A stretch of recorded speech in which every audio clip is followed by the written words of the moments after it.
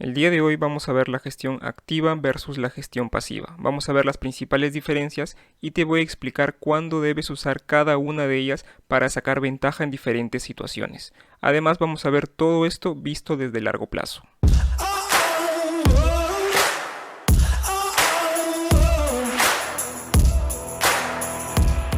Primero vamos a definir rápidamente cada una de ellas. Gestión activa. El inversor busca y selecciona activos basados en el análisis para obtener una rentabilidad superior a la del mercado. Gestión pasiva. El inversor busca obtener la rentabilidad del mercado, por lo que simplemente se busca replicar un índice de referencia. Ambas definiciones es lo que nos dice la teoría, lo que nos dice el libro de texto.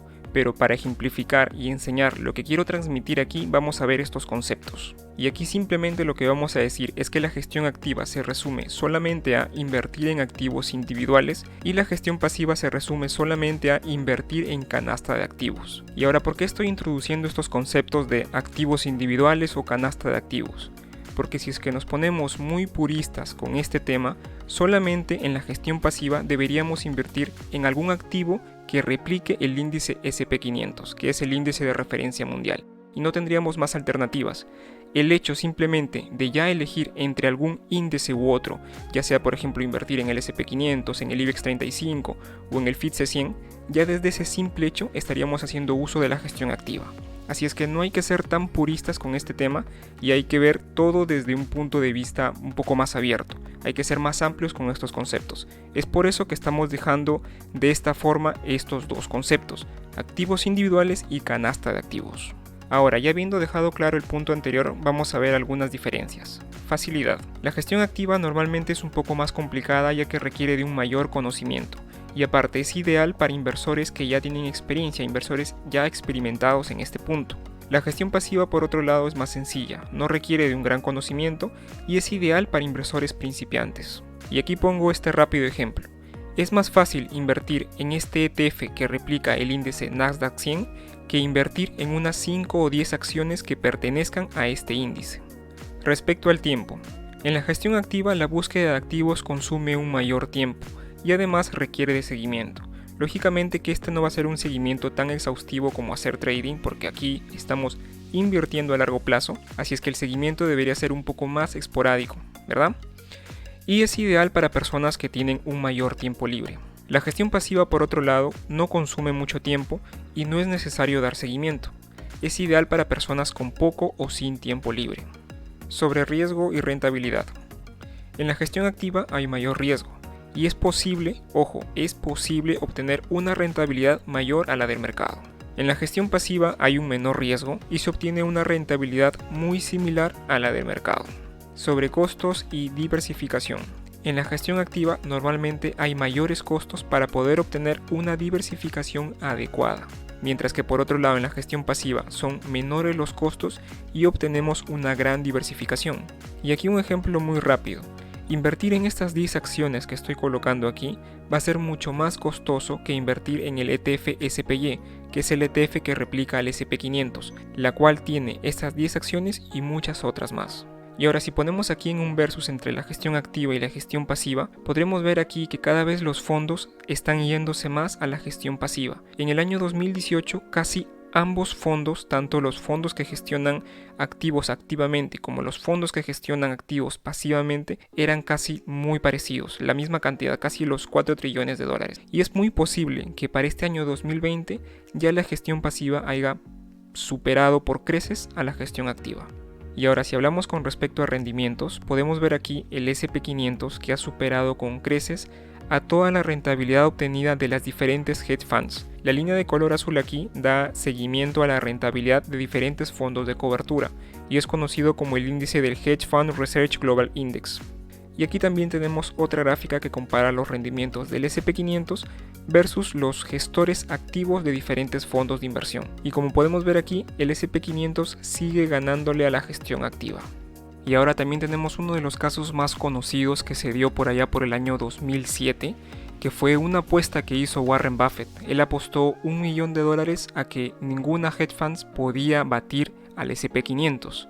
Y este señor que vemos aquí, que se llama Ted Seitz, fue quien aceptó la apuesta, ¿no? Fue él quien dijo, yo lo voy a intentar. Aquí tanto Warren Buffett como Ted Seitz, después de diferentes correos, se pusieron de acuerdo y decidieron los términos de esta apuesta. Los términos aquí eran muy sencillos, ver cuál hedge fund podía vencer al índice del S&P500. Y lo que pasó aquí es que Ted Seitz eligió 5 diferentes fondos que iban a ser los que, digamos, iban a tratar de vencer al S&P500.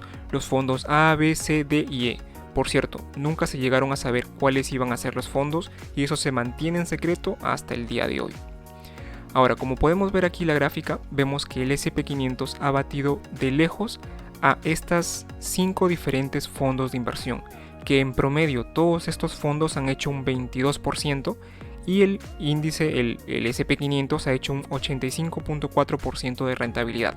Esto en los 9 años. Este reporte de aquí fue compartido por Warren Buffett en el año 2016 en las cartas anuales que envía a Berkshire. Y finalmente lo que sucedió aquí al 10º año, cuando ya había terminado el periodo de la apuesta, es que Warren Buffett ganó.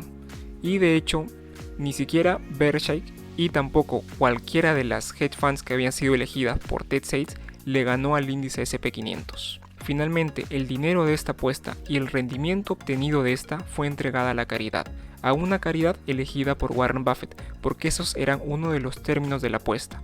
Quien ganaba la apuesta podía elegir a qué caridad se iba a entregar el dinero.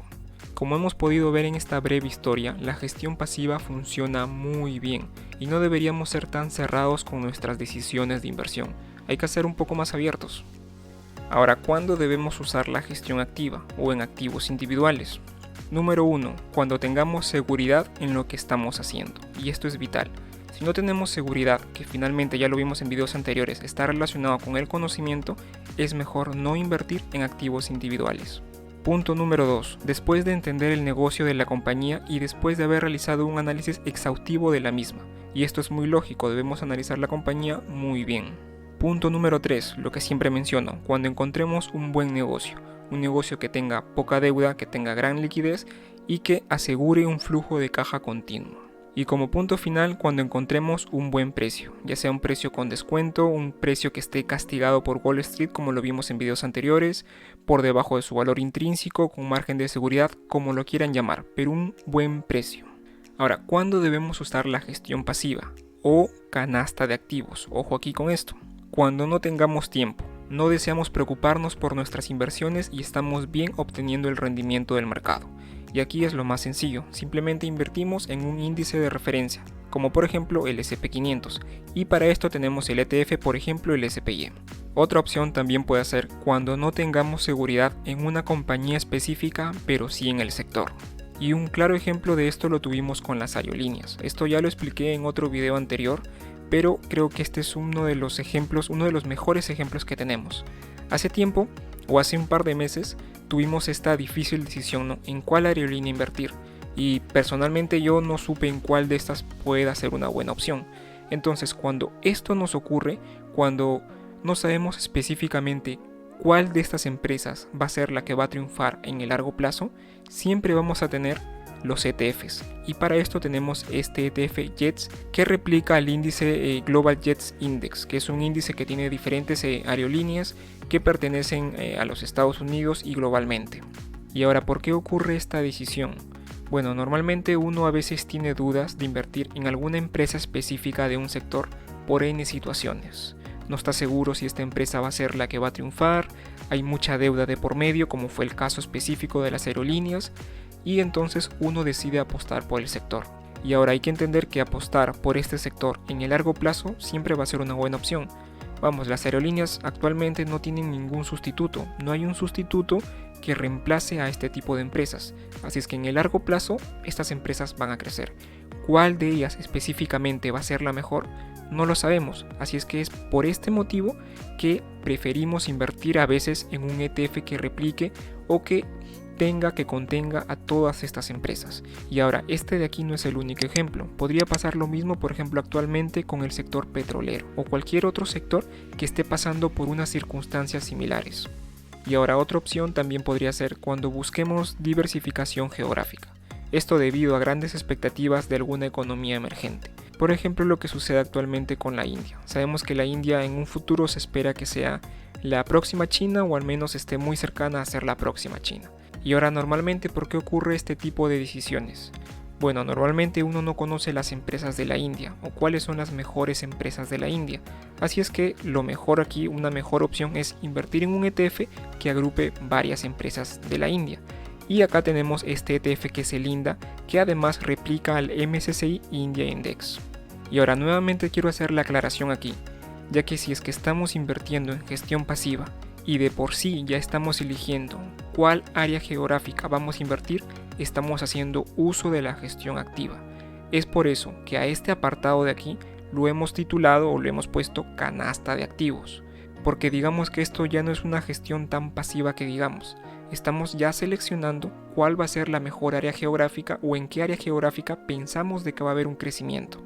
Otra opción que también puede surgir aquí es cuando buscamos diversificación en tecnologías disruptivas, debido a grandes expectativas que podría haber en el futuro. Y este punto ya lo vimos en un video anterior, que era de tecnologías disruptivas, invertir en el futuro. Y tenemos este ETF aquí de ARK, que es el ETF que está, digamos, gestionado por Cathie Woods. Este ETF, ojo, este ETF es un ETF de gestión activa. Quiere decir que cada cierto tiempo este ETF está siendo revisado por Cathie Woods y ver si es que sale alguna empresa o entra alguna empresa. Así es que en sí este fondo es un fondo de gestión activa, pero para nosotros, ya lo he dicho, va a ser una canasta de activos. Cuando busquemos diversificación en un sector específico de la tecnología disruptiva, debido a grandes expectativas que podría haber a futuro. Y acá tenemos este ETF que es el CIBR, que es un ETF, ojo, es un ETF que replica al índice del Nasdaq Cybersecurity Index. Lo que sucede con este ETF es que replica a las empresas de ciberseguridad que estén dentro del Nasdaq. Este es un ETF de gestión pasiva. Y ahora normalmente, ¿por qué surge este tipo de decisiones? Bueno, lo que sucede es que invertir en la tecnología disruptiva puede ser muy amplio. Y para eso ya tenemos el caso anterior, como por ejemplo el ARK de Cathie Woods o muchos otros ETFs que también hacen lo mismo. Y ahora lo que sucede aquí es que ya hemos hecho un análisis previo, lo cual ya lo vimos en otro video, en el video de donde está la pirámide de estructura de toma de decisiones, por llamarlo así. Entonces ya hemos hecho aquí un análisis previo y hemos visto que de todos los sectores de la tecnología disruptiva, la que más va a prosperar o la que más va a surgir o la que más va a tener crecimiento a futuro va a ser el de ciberseguridad. Entonces lo que sucede aquí es que ya no apuntamos a un sector tan grande como la tecnología disruptiva, sino a un sector un poco más específico dentro de ella, que por ejemplo en este caso podría ser la ciberseguridad. Y ahora, para resumir rápidamente cuándo debemos usar la gestión pasiva o la canasta de activos: cuando no tengamos tiempo, cuando no tengamos seguridad en una compañía específica pero sí en el sector, cuando busquemos diversificación geográfica, cuando busquemos diversificación en tecnología disruptiva o cuando busquemos diversificación en un sector específico de la tecnología disruptiva. Y ahora, para cerrar este punto, solamente quiero decir que no debemos ser cerrados. No solamente decir, ¿sabes qué? Yo invierto solamente en gestión activa o yo solamente invierto en gestión pasiva. Nosotros debemos estar donde esté la mejor oportunidad, donde encontremos el mayor rendimiento posible con un riesgo medido. Ahí es donde debemos estar. Y si está en la gestión activa, pues estamos ahí. Y si está en la gestión pasiva, pues estamos ahí. Esa es la idea de la inversión. Poder aprovechar todas las diferentes estrategias, todas las diferentes metodologías, filosofías de inversión y poder sacar la máxima rentabilidad posible. Si te ha gustado el video, dale like y suscríbete al canal para ver más videos como estos.